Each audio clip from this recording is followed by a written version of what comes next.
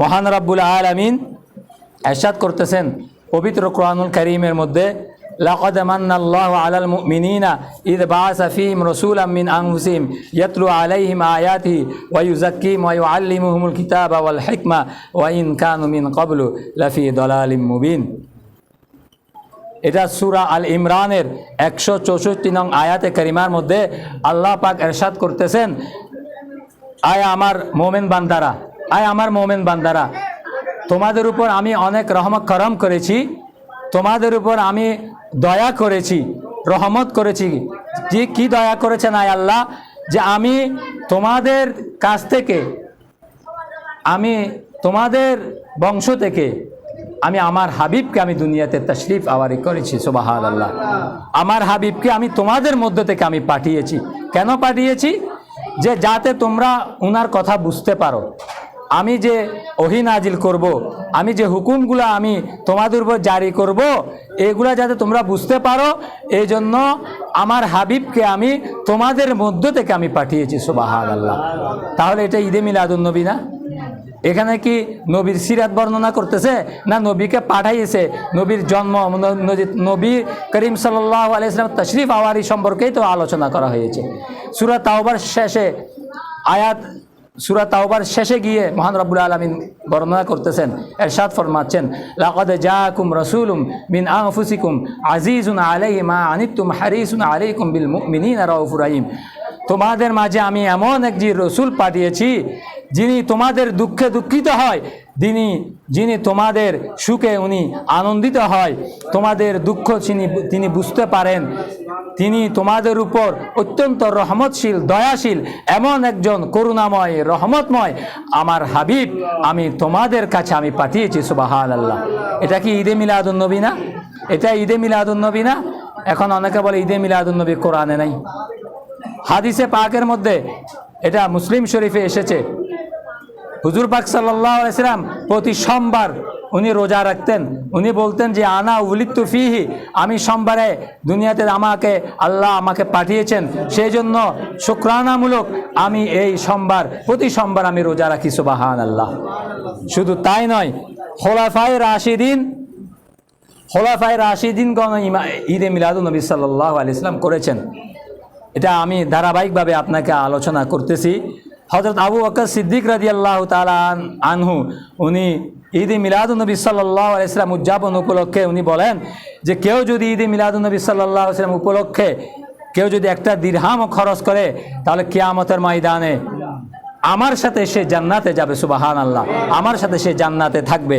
আর ওমর ফারুক, ইসলামের দ্বিতীয় খলিফা ওমর ফারুক রাদিয়াল্লাহু তাআলা বর্ণনা করতেছেন যে নবীর সম্মানে মিলাদুন নবী সাল্লাল্লাহু আলাইহি ওয়াসাল্লাম উদযাপন করবে, সে যেন ইসলামকে পূর্ণ জীবিত করলো। সুবহানাল্লাহ।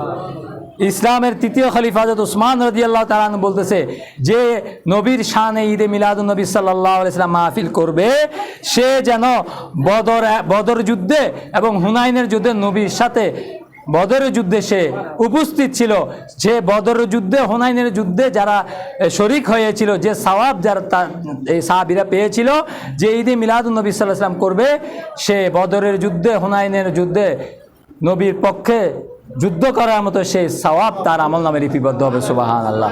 শুধু তাই নয়, আলী কারিমুল্লাহ ওয়াজহু, হযরত আলী রাদিয়াল্লাহু তাআলা আনহু, উনি ইসলামের চতুর্থ খলিফা, উনি বলতেছেন যে নবীর সম্মানে যে ঈদে মিলাদুন নবী সাল্লাল্লাহু আলাইহি ওয়াসাল্লাম উদযাপন করবে, পালন করবে, সে যখন দুনিয়া থেকে বিদায় হবে, তার যখন মৃত্যু সন্নিকট হবে, মালাকুল মউত যখন উপস্থিত হবে, সে ঈমান নিয়ে দুনিয়া থেকে বিদায় হবে। সুবহানাল্লাহ।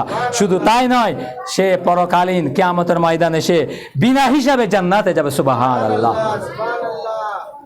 এই হাদিস, এই কথাগুলো লিখেছে হাফেজ ইবনে হাজার আল হাইতুমি রাহমাতুল্লাহ আলাইহি, তার বিখ্যাত কিতাব আল নিয়ামাতুল কুবরা আলাল আলামিনের 7 পৃষ্ঠা এবং 8ম পৃষ্ঠায় উনি এই কথা বর্ণনা দিয়েছেন।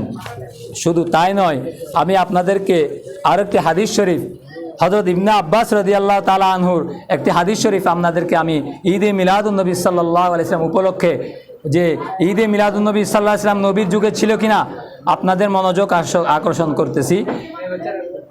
যে নবী করিম সাল্লাল্লাহু আলাইহি ওয়াসাল্লাম ঈদে মিলাদুন নবী করেছেন কিনা, ঈদে মিলাদুন নবী সাল্লাল্লাহু আলাইহি ওয়াসাল্লাম নবী সম্মতি দিয়েছে কিনা, সাহাবীরা করেছে কিনা, এই বিষয়ে হযরত ইবনে আব্বাস রাদিয়াল্লাহু তাআলা বর্ণনা করেন যে আমি দেখলাম যে মদিনাবাসীর মধ্যে যে কিছু আল্লাহর হাবিবের উম্মতগণ তারা ঘরের মধ্যে তারা নবীর দরুদে সালাম শান মান বয়ান করতেছে, সুবহানাল্লাহ।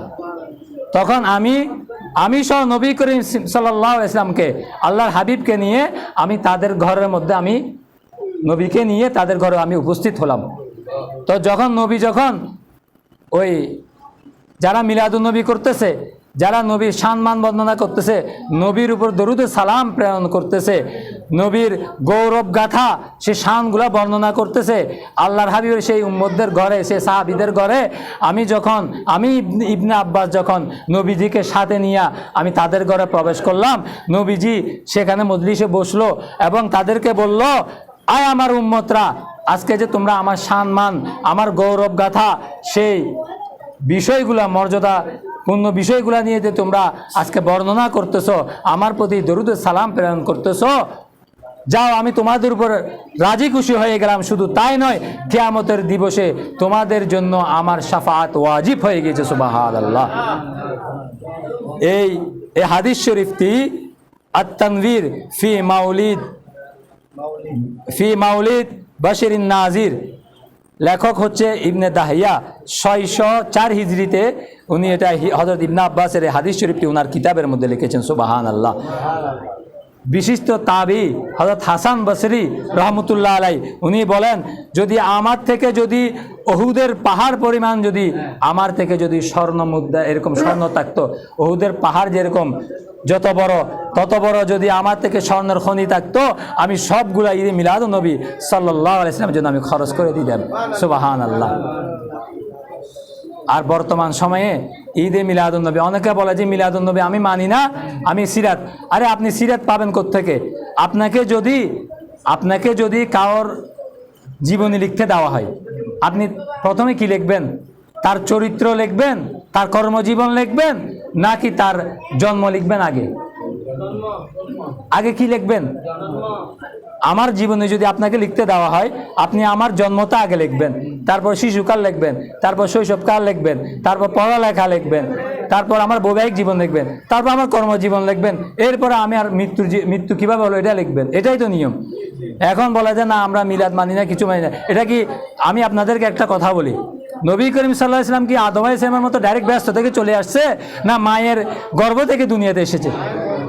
তাহলে সেখান থেকে আলোচনা করতে হবে না?